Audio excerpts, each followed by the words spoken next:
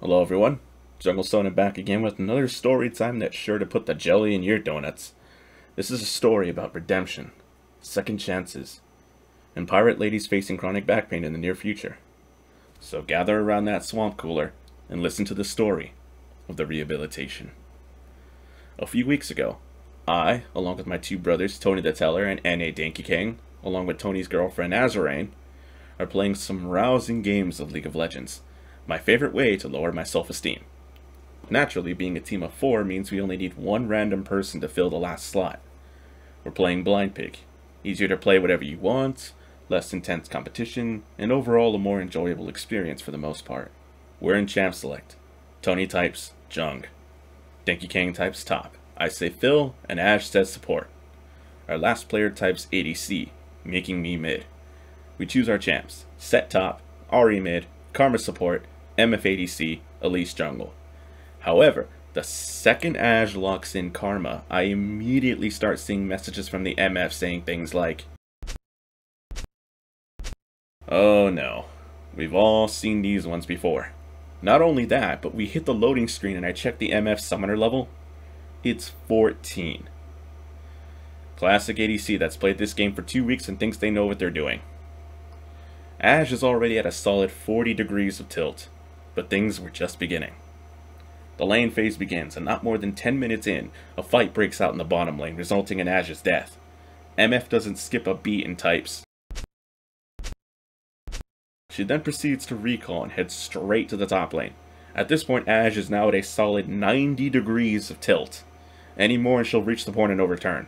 MF heads top, begins taking farm, and overall making the lane unplayable for both top laners. Finally, the enemy top laners had enough and goes for an all-in attack. Danky King dies in the fight, but the top laner falls to misfortune. She takes what farm is left and types. She begins making her way downriver. I'm receiving warnings from everyone about what's to ensue in my lane. I take a deep breath and prepare myself for the inevitable. However, this is where things took a massive turn. MF begins autoing everything that comes into her range, not caring about my diminishing CS score. This includes, though, Donger's turrets. She's able to one-shot them thanks to her love tap passive. Unknowingly, her lackadaisical effort is actually turning the tides of this lane. Before long, Heimer is now being the one shoved under his turret as he just can't keep up with the pace of how fast MF and I are destroying his turrets. He's getting more and more frustrated since if you're not pressuring the lane as Heimer, you are the embodiment of the word failure. He starts taking stupid risks, trying to regain pressure, and that only ends with him getting shoved back harder. Eventually, he steps too far past the line of safety and ends up getting himself killed by MF and I. I then decide to try to extend the olive branch in the hopes of having this surprising partnership continue. She responds, "I'm surprised. Seeing as how the past events had transpired, I was expecting something like, 'Screw you, Ari, you're not the boss of me, you can't tell me what to do, I hate my parents, nothing personnel, kid, I love Fortnite.' Something like that." A simple okay and a smiley was a pleasant surprise for me. Not gonna lie, my jimmies were still a little rustled about what had happened before, though not as rustled as Ash's. My CS is looking like crap, but momentum is shifting in my favor. If I can control this MF and steer her in the right direction, I can harness this chaotic force for my own benefit. I just need to play this right. She comes back to my lane, and we begin shoving Donger back in. He's losing ground fast, so he tries spamming rockets and grenades, but few, if any of them, land. He's burning mana fast, but still holds on to a little, no doubt saving it for a last-ditch ult turret should he get all in. This, however, brings his poke to an end. The enemy jungler soon arrives and tries to go for a gank, but with Heimer having no mana, it's an easy kill as I land my charm and MF lights him up. We turn to Heimer and go for the all-in. Sure enough, he ult turrets and prays. We kill him, but MF dies from the turret. I then type. She responds. I can't believe it's working. The power of positivity is coursing through my veins, and I believe in the heart of the cards that I can turn this game around. We're still losing, but the margin is slowly closing. Everyone else is completely in shock that I'm making this happen. Not counting my blessings, however, I continue on. MF and I take the mid tower, and I type. From there, she then returns to bot lane with Karma and actually begins to push the lane. A successful gank from Tony allows them to take the bot outer tower, to which then I type, and I see, in return. I'm getting freaking hearts from this chick now. It's like the part of an anime where the main character breaks down the barriers of the tsundere chick and finds out that inside she's a gooey romantic that loved him all along.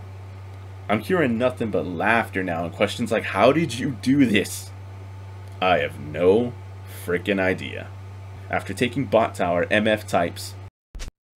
She recalls, heads top, helps Denki Kane kill the top laner, who he also dies in the fight, leaving only MF left, who then destroys the tower. Denki Kane types. MF replies.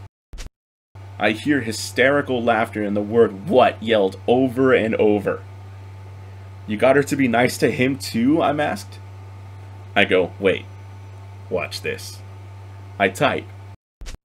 After seeing the message appear in the chat box, there's some small giggles, but mostly tense silence as we await MF's reply.